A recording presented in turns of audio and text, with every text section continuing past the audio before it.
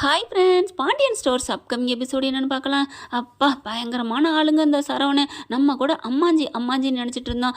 இப்போ பார்த்தீங்கன்னா தான் வீட்டில் இவ்வளோ அரச புரசெல்லாம் பயங்கரமாக சண்டை நடந்தாலும் தான் பொண்டாட்டியோட குட்டை உடஞ்சதுக்கப்புறம் சும்மா இருக்கக்கூடாதுன்னு சொல்லிட்டு ஆத்தா வீட்டில் கொண்டு போய் விட்டு வர போகிறாருங்க. இந்த எண்ணம் தப்பு அப்படின்னு நினைக்கிறீங்களா, இல்லை சரி அப்படின்னு நினைக்கிறீங்களாங்கிறத கமெண்ட் பாக்ஸில் சொல்லிடுங்க ஃப்ரெண்ட்ஸ். இதுக்கு மேலே நீ இருக்கக்கூடாது தங்கமேலு, வா கிளம்பு அப்படிங்கிறாங்க. எங்கெங்கே போகிறோம் அப்படிங்கிறாங்க. வா, நான் சொல்கிற இடத்துக்கு வா அப்படின்னு சொல்லிட்டு கூட்டிகிட்டு கிளம்புறாரு.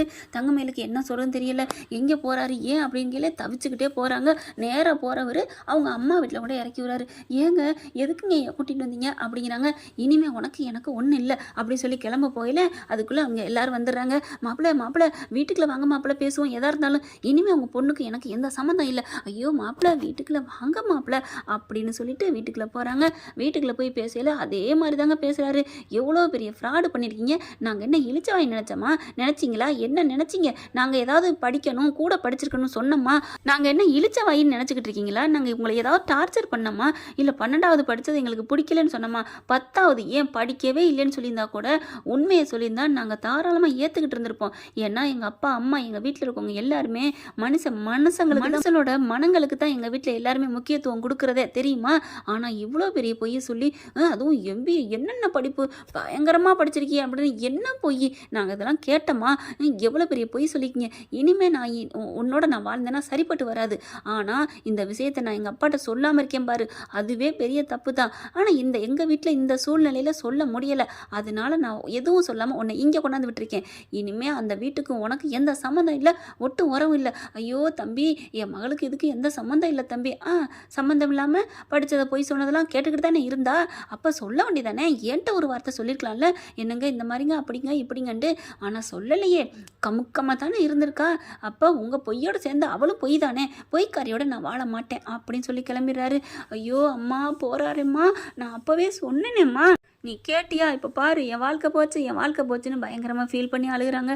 சரி விடுமா, மாப்பிள்ளை இப்போ கூட அங்கே உன்னை காட்டி கொடுக்கல, இங்கே தானே கொண்டாந்து விட்டுருக்காரு, விடு. என் ஊர் உலகத்தில் பொண்டாட்டிகளை கொண்டாந்து விடாமையாக இருக்காங்க, ஆனால் பொண்டாட்டி அங்கே காட்டி கொடுக்காம வந்திருக்கேன் பாரு, அதுதான் உன் பக்கம் இன்னும் கடவுள் இருக்கான், நீ பேசாமல் இரு அப்படிங்கிறாங்க. எப்படிமா இதுலேருந்து நான் மீள போகிறேன், ஒரு 3 வருஷம் தாண்டி அதுக்கப்புறம் வந்து கூட்டிகிட்டு போயிடுவாங்க. என்னம்மா சொல்கிற, 3 வருஷம் நீ படித்து முடி, ஒரு டிகிரியை வாங்கு. எம்மா இதெல்லாம் நடக்கிற காரியமா, நான் எனக்கும் படிப்புக்கும் காது தூரம்மா. மனசில் வைராக்கியம் வைடி, ஆணோ பொண்ணோ மனசில் மட்டும் வைராக்கியம் இருந்தால் சாதிச்சு காமிக்க முடியும். அம்மா மற்ற எல்லாத்தையும் பண்ணலாமா, வராத படிப்பை வாவான்னு சொன்னால் எப்படிமா வரும் அப்படின்னு தங்கமேல் ஃபீல் பண்ணி அழுக.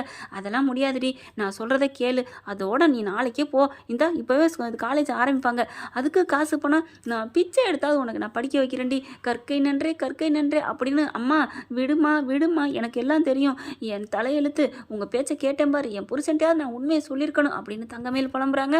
அடுத்து பார்த்தீங்கன்னா இங்கே வீட்டில் எல்லாம் அரவரமெல்லாம் முடிஞ்சிருது, ஆறாபாரங்க எல்லாம் அடங்கிடுறாங்க. அதுக்கப்புறம் மீனா ராஜி எல்லாம் நகையெல்லாம் கொண்டு வந்து, அத்தை இதை கொண்டு போய் பேங்கில் வச்சுட்டு வந்துடலாமா அப்படிங்கிறாங்க. சரிடி, எனக்கு என்னமோ மாதிரி இருக்குடி, நீங்களே போகிறீங்களா, அத்தை நீங்கள் வரலையா, நான் வரலடி அப்படிங்கிறல. இல்லை சரி நானும் வரேன் அப்படிங்கிறாங்க.